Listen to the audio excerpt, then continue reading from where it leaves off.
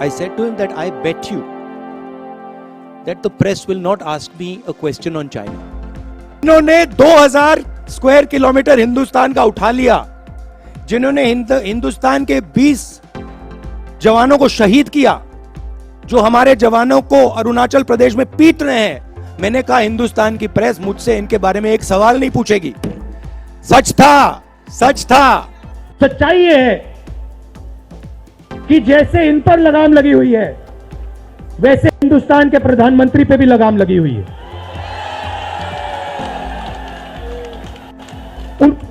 उनकी गलती नहीं है, वो संभाल नहीं पा रहे हैं, कंट्रोल नहीं कर पा रहे हैं, उनको कंट्रोल कर दिया है। प्रधानमंत्री ने, बीजेपी ने हजारों करोड़ रुपए लगा दिए मेरी छवि को खराब करने में। और आपने देखा होगा, मैंने एक शब्द नहीं बोला, बिल्कुल चुप चुप, क्योंकि मैंने कहा चलो देखता हूं कितना दम है। भारत जोड़ो यात्रा में राहुल गांधी कन्याकुमारी से चलते हुए दिल्ली पहुंच गए हैं। इस यात्रा के दौरान उन्होंने कई बयान और बातें बोली, जिस पर विवाद भी हुए। इसी को लेकर भारतीय जनता पार्टी के वरिष्ठ नेता रविशंकर प्रसाद ने शनिवार को कांग्रेस नेता राहुल गांधी पर प्रेस वार्ता कर जमकर निशाना साधा। रविशंकर प्रसाद ने कांग्रेस नेता राहुल गांधी पर आरोप लगाया कि उन्होंने राजनीतिक सत्ता गंवाने पर तलखी रखी और इसे छुपाने के लिए भारत जोड़ो यात्रा के दौरान मोहब्बत की बात कर रहे हैं। उन्होंने कन्हैया कुमार जैसे नेताओं की ओर इशारा करते हुए कहा कि जिन लोगों के मन में भारत के लिए नफरत है, जिन्होंने जवाहरलाल नेहरू यूनिवर्सिटी के अंदर देश विरोधी नारे लगाए थे, उन्होंने मोहब्बत का पैगाम देने की बात की। साथ ही उन्होंने made in India, Hindu Aastha, Bofors घोटाले, 1962 में चीन से हार और गुजरात इलेक्शन में मिली करारी हार को लेकर कांग्रेस और राहुल गांधी पर निशाना साधा। का जवाब देने के लिए मैं आपके सामने आया हूं। जो उनका अभी भाषण हुआ है, तो एक राष्ट्रीय विषय मुझे निर्देश हुआ दिल्ली से कि मैं उनका जवाब पटना से दूं। मैं यहाँ पर चुनाव के लिए आया हूँ, तो अपनी कुछ बातें कह दूं, फिर आपसे चर्चा करेंगे।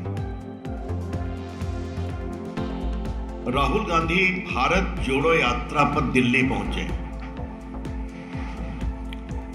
इस यात्रा में उन्होंने कितना भारत को समझा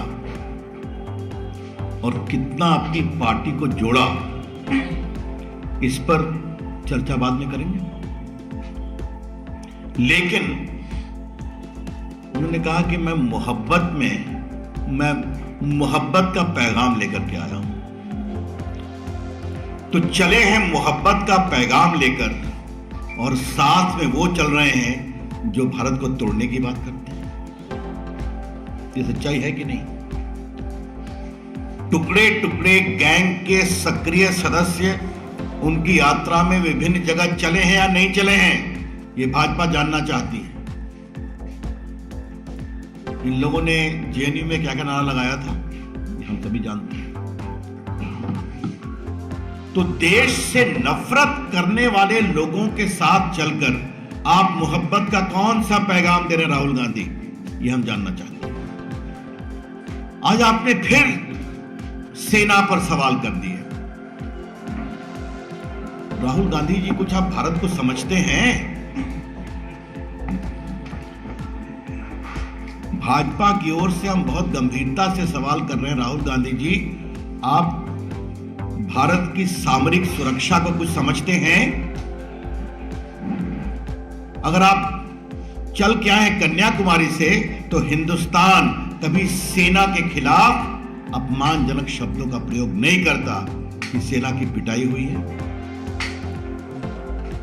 क्या 1962 आप भूल गए? पूछ रहे हैं हमसे कि ये जमीन कब वापस आएगी। अब आपसे पूछेंगे, ये जमीन गई कब थी? जब नेहरू जी थे भारत के प्रधानमंत्री ना, उस समय गई थी ना।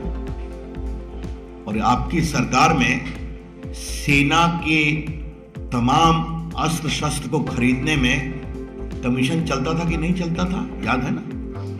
और याद है कि नहीं कि बहुत से जो मिडिलमैन पकड़ाए हैं, उनके कांग्रेस के बड़े बड़े तत्वों से संबंध भी उजागर हुए हैं।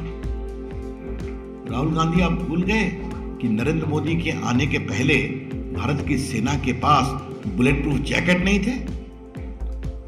और आज जिस तरह से भारत की सेना के लिए साजो सामान बाहर से भी आए हैं और मेड इन इंडिया भी बने हैं, उसी का परिणाम है कि भारत की सेना बुलंदी से जवाब दे रही है, चाहे वो गलवान हो या तवांग हो। वो सब वीडियो पर आया है और आप बोलते हैं कि भारत की सेना पिटती है। ये कौन सी भाषा का प्रयोग करते हैं? तो सेना के प्रति नफरत और सैन्य अस्त्रों को लेकर तिजारत, ये आपकी पार्टी की राजनीति रही है राहुल गांधी। और आपने याद करिए, आपने राफेल जब खरीदा गया तब भी सवाल किया था, आपने उरी पर भी सवाल किया था और आपने बालाकोट का भी प्रमाण मांगा था। हमेशा भारत की सेना के शौर्य को कमजोर करने में आपको अंदर से अच्छा लगता है। राहुल गांधी ठीक है क्या? राहुल गांधी जी, आप सोमनाथ मंदिर पिछली बार कब गए थे? आज आपको याद कराना जरूरी है क्योंकि आपने हिंदू धर्म पर अपनी समझदारी बताया है। तो राहुल गांधी जी, मैं आपको बताना चाहूंगा कि सोमनाथ मंदिर जो तोड़ा गया था मुस्लिम आक्रांताओं के द्वारा, वो जब बना सरदार पटेल राजेंद्र बाबू के प्रयास से, तो भारत के राष्ट्रपति राजेंद्र बाबू जब गए थे उसका उद्घाटन करने, तो आपके नानाजी नेहरू जी ने उनको मना किया था, फिर भी वो गए थे। आज आपको बताना जरूरी है, ये समझाना जरूरी है। राहुल गांधी जी, आप बार बार जो धार्मिक विद्वेष की बात करते हैं, तो आज मुझे आपको कुछ बताना है। एक महान नेता सरदार पटेल, जिसने प्रामाणिकता से आजादी के बाद देश को जोड़ा था, 550 से अधिक रियासतों को भारत ने मिलाया था। आपने सरदार पटेल का कभी नाम लिया क्या अपनी यात्रा में? आज उनका ऐतिहासिक दुनिया की सबसे बड़ी मूर्ति बनी है, कभी वहां जाने की भी आपको सुध मिली कि वहां जाके प्रणाम करना चाहिए? कभी नहीं। और आज आप कह रहे हैं कि हम जाएंगे कश्मीर में तिरंगा लहराएंगे।